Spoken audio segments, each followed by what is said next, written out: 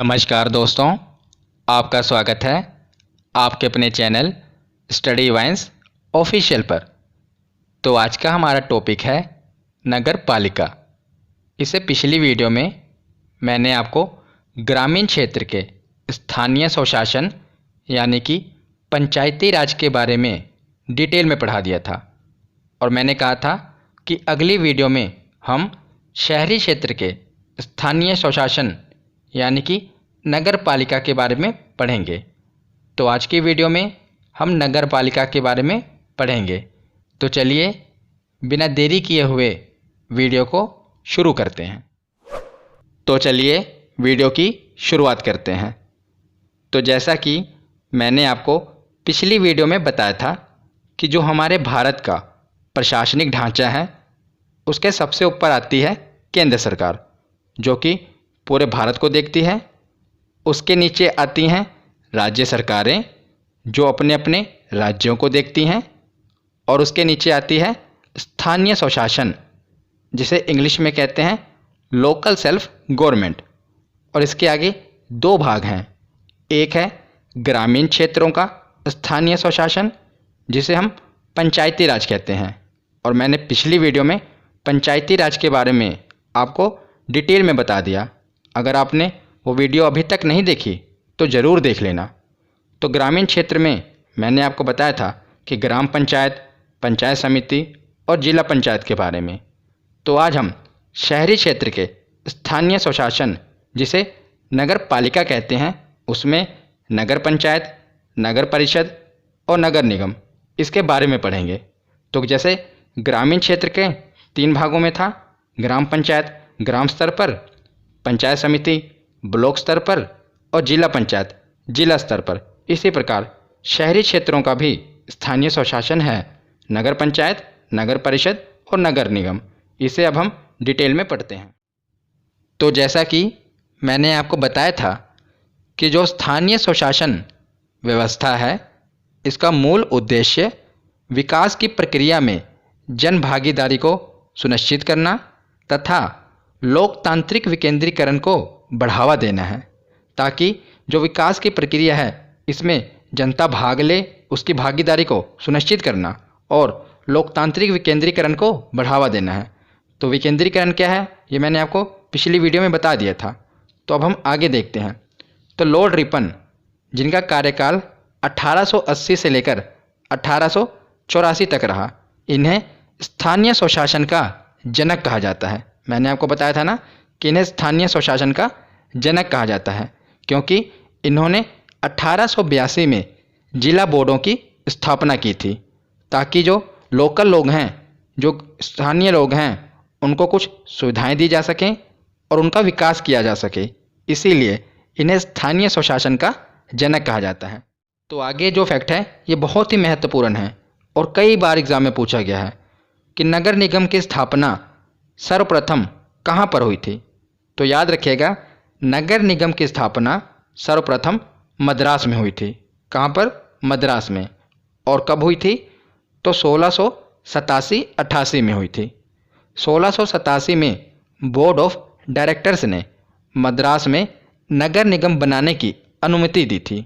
तो नगर निगम बनाने की अनुमति 1687 में मिली थी और 29 सितंबर 1688 को मद्रास में सर्वप्रथम नगर निगम की स्थापना हुई थी। 1687 में अनुमति मिली और 1688 में नगर निगम की स्थापना हुई। और कहाँ पर हुई? तो मद्रास में हुई। ये याद रखिएगा। तो आगे देखते हैं।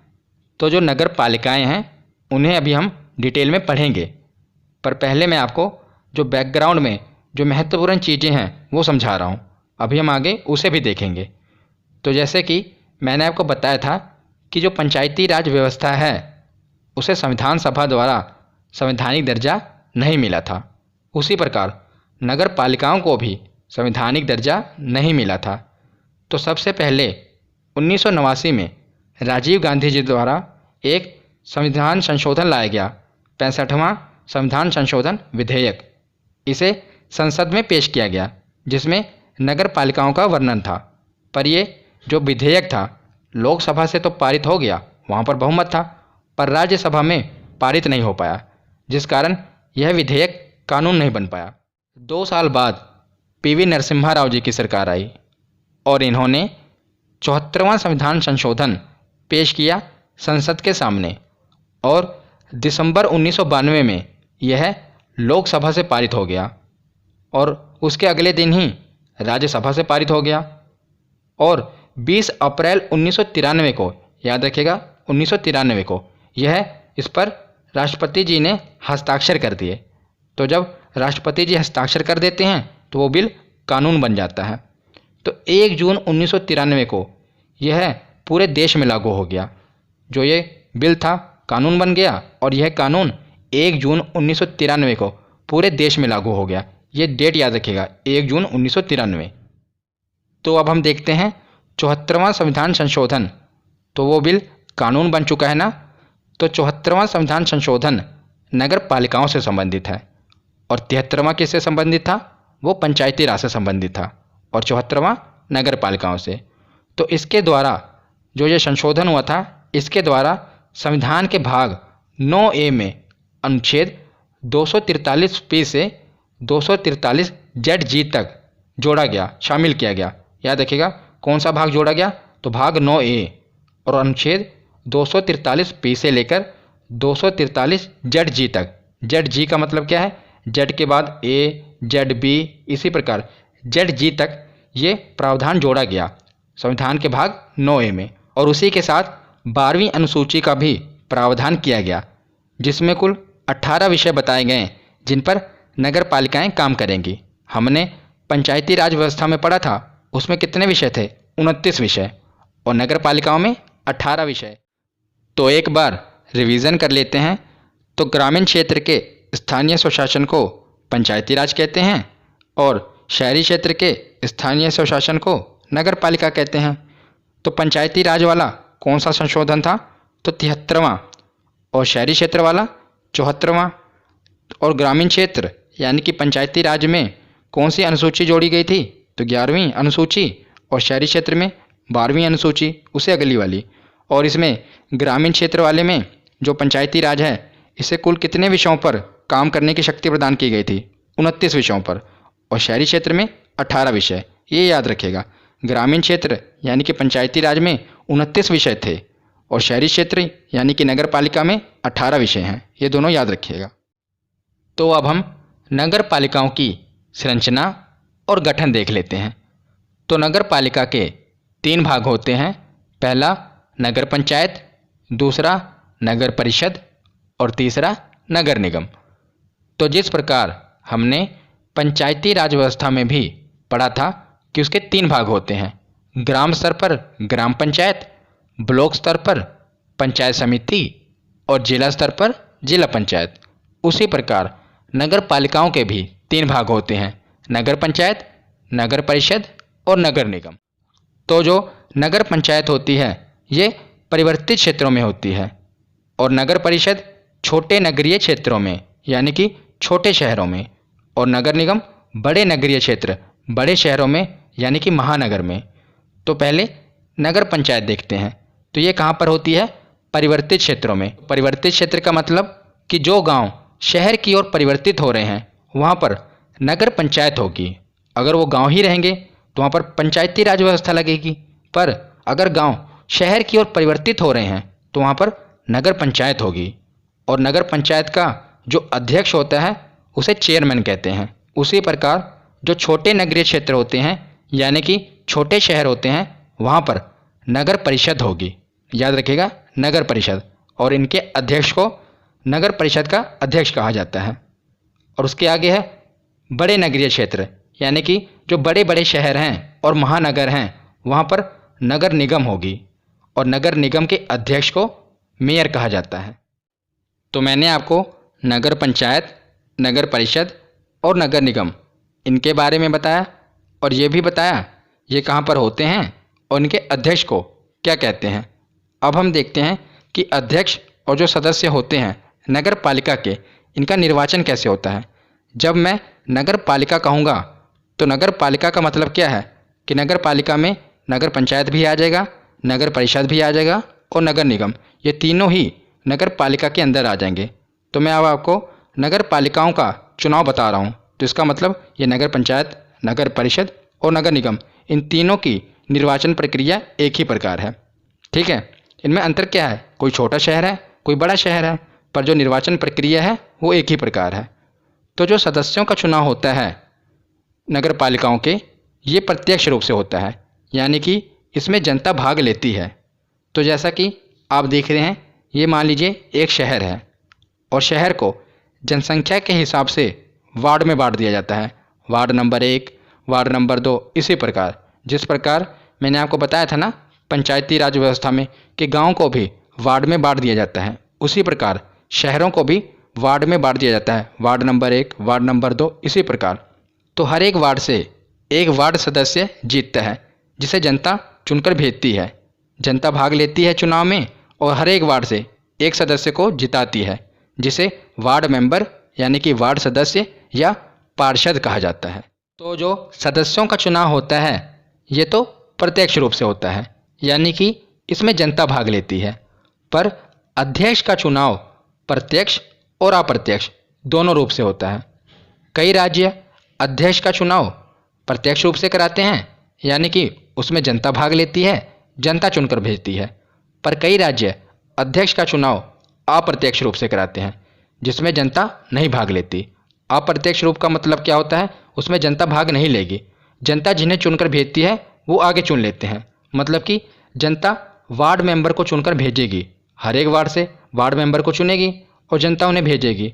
तो वो वार्ड मेंबर क्या करेंगे? जो जीते हुए वार्ड मेंबर हैं वो अपने में से एक अध्यक्ष चुन लेंगे। तो वार्ड मेंबर अपने में से अध्यक्ष चुन लेंगे और वार्ड मेंबरों को जनता चुन लेगी। ये हुआ अप्रत्यक्ष चुनाव। तो ये राज्यों पर निर्भर करता है कि वो अध्यक्ष का चुनाव प्रत्यक्ष रूप से कराएं या अप्रत्यक्ष रूप से कराएंगे, पर सदस्यों का चुनाव प्रत्यक्ष रूप से ही होगा, ये याद रखिएगा। और साथ में ये भी याद रखिएगा कि संसद और विधानमंडल, इनके सदस्य भी इसमें शामिल हो सकते हैं अगर वो इसी निर्वाचन क्षेत्र में आएंगे। मैंने पिछली वीडियो में भी आपको बताया था कि संसद और विधानमंडल के सदस्य भी इसके सदस्य बन सकते हैं। तो आगे हम 74वें संविधान संशोधन की कुछ मुख्य बातें देख लेते हैं। ये वही पंचायती राज वाली सेम है, पर हम पढ़ लेते हैं कि आरक्षण किसे किसे मिलेगा। तो एससी और एसटी को आरक्षण जनसंख्या के अनुपात में मिलेगा। ये नगर पालिका की बात कर रहे हैं हम। तो एससी और एसटी को आरक्षण जनसंख्या के अनुपात में मिलेगा और महिलाओं के लिए न्यूनतम 1/3 स्थान आरक्षित रहेंगे। मतलब कि महिलाओं को कम से कम 1/3 आरक्षण तो मिलेगा ही, इससे ज़्यादा हो सकता है पर इससे कम नहीं हो सकता। और ओबीसी को आरक्षण राज्य विधानमंडल के निर्देशानुसार, यानी कि ये राज्य विधानमंडल पर छोड़ दिया गया है कि वो ओबीसी को आरक्षण देंगे या नहीं देंगे, ये राज्य विधानमंडल तय करेगी। तो आगे कार्यकाल देखते हैं। तो नगर पालिका का कार्यकाल भी 5 वर्षों का ही होगा। अगर नगर पालिका 5 वर्षों से पहले अगर इसका विघटन हो जाता है तो 6 महीने के अंदर चुनाव करवाने होंगे।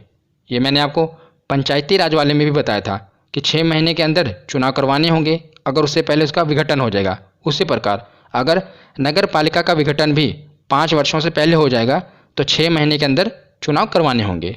तो आगे योग्यता देख लेते हैं। तो नगर पालिका का सदस्य बनने के लिए न्यूनतम आयु 21 वर्ष होनी चाहिए। जिस प्रकार हमने पंचायती राज में पढ़ा था उसमें भी 21 वर्ष ही पढ़ा था। और मैंने आपको बताया था कि ये जो योग्यता है, योग्यता में संशोधन करने का अधिकार राज्यों के विधानमंडल के पास है। अगर राज्य की विधानमंडल इसमें कुछ संशोधन करना चाहती है तो वो कर सकती है। कई राज्यों ने किया भी है।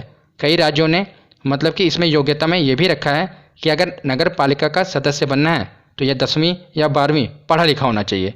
उन्होंने संशोधन किया हुआ है। और कई राज्यों ने मेयर की जो आयु सीमा है उसे 21 से बढ़ाकर 30 भी किया हुआ है। पर आपको ये याद रखना है कि जो न्यूनतम आयु है ये 21 वर्ष है। बाकी ये राज्यों पर डिपेंड है, वो इसमें संशोधन कर सकते हैं।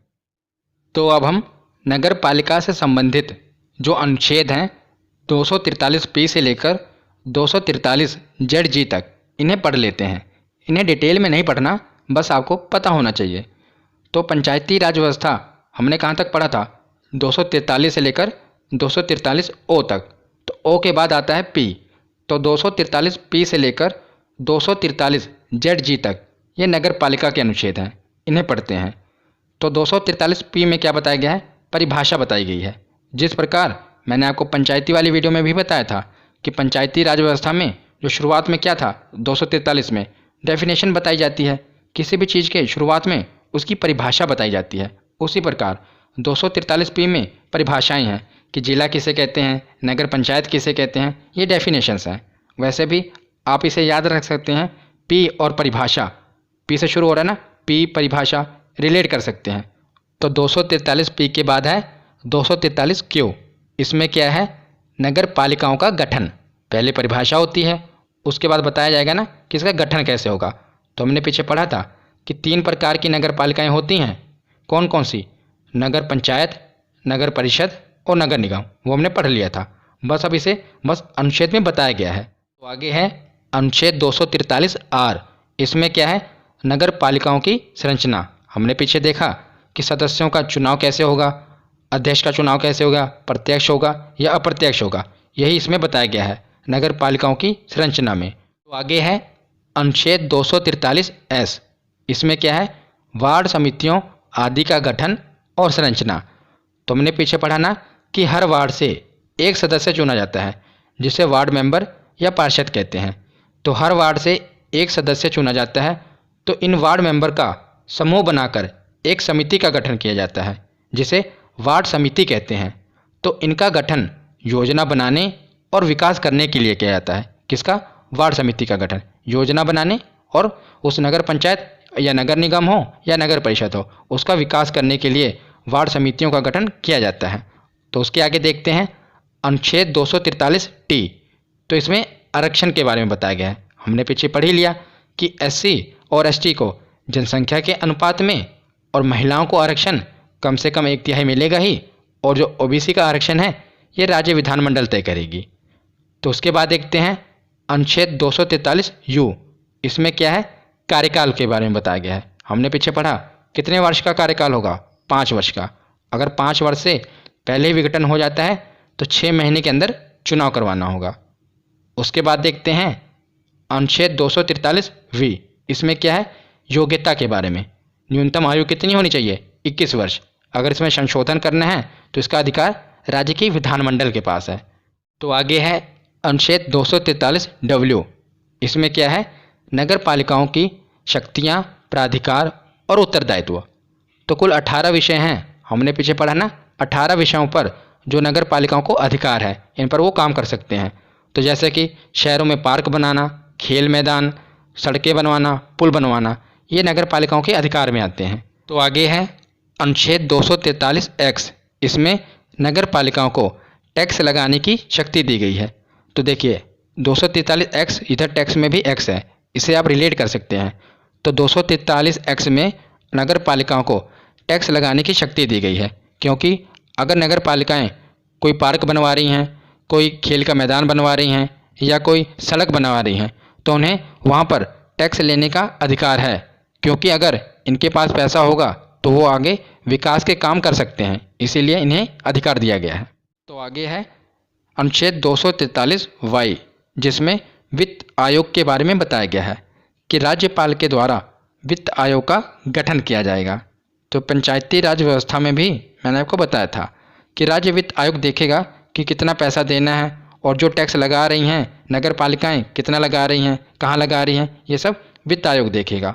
उसके आगे हम देखते हैं अनुच्छेद 243 तो इसमें बताया गया है कि नगर पालिकाओं के लेखाओं की संपरीक्षा, यानी कि जो राज्य विधानमंडल है उसके पास शक्ति है कि वो नगर पालिकाओं का लेखा जोखा देख सकती है, वो जांच कर सकती है कि जो नगर पालिकाएँ हैं ये पैसा कहाँ पर खर्चा कर रही हैं। ये सभी जांच पड़ताल राज्य विधानमंडल कर सकती है।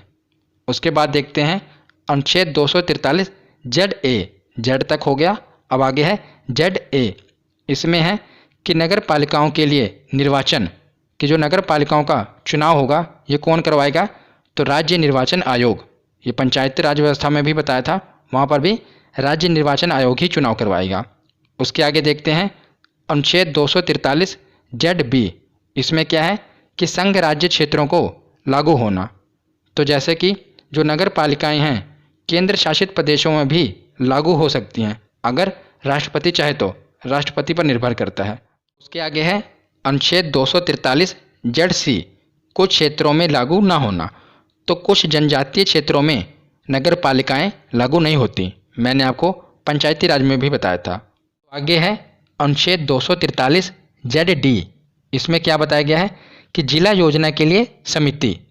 तो इसमें क्या है कि जिले के विकास के लिए एक समिति का गठन किया जाएगा जिसे जिला योजना समिति कहा जाएगा। हाँ, पर ये याद रखिएगा कि इस समिति में पंचायती और नगर पालिका दोनों के सदस्य शामिल होंगे, क्योंकि एक जिले में शहर भी होते हैं और गांव भी होते हैं। इसीलिए जो ये जिला समिति होगी इसमें पंचायती राज वाले और नगर पालिका दोनों के सदस्य शामिल होंगे।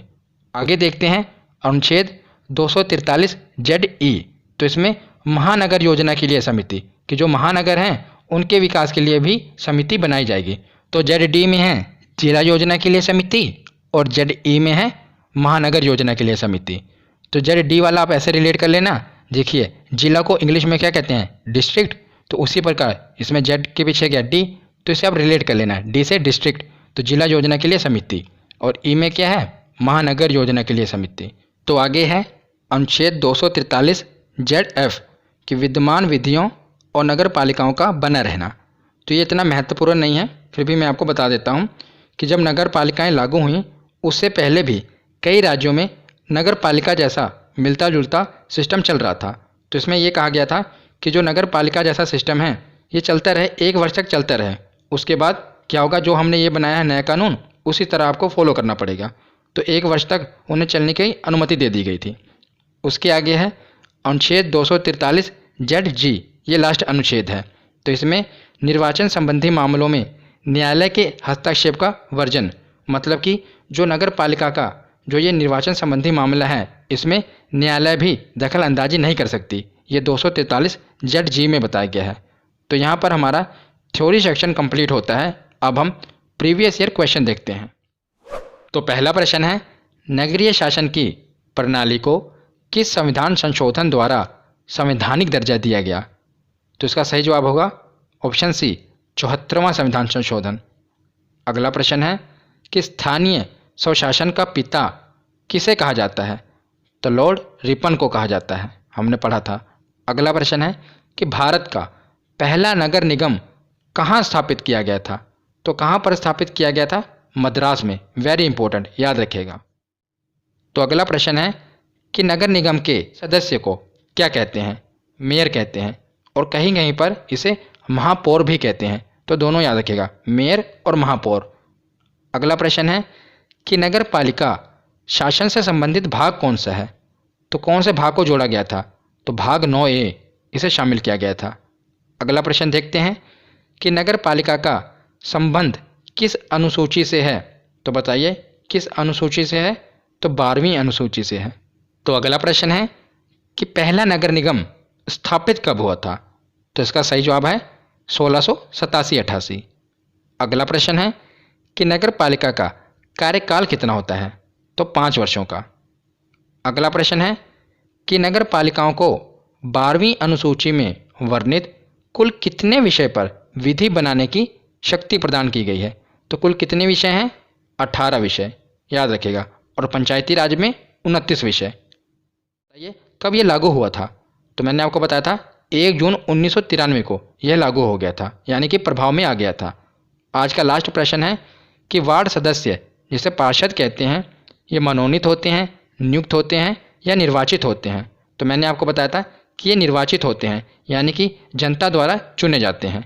तो आज की ये वीडियो यहीं पर ख़त्म होती है। कैसी लगी ये वीडियो कमेंट सेक्शन में ज़रूर बताना। धन्यवाद।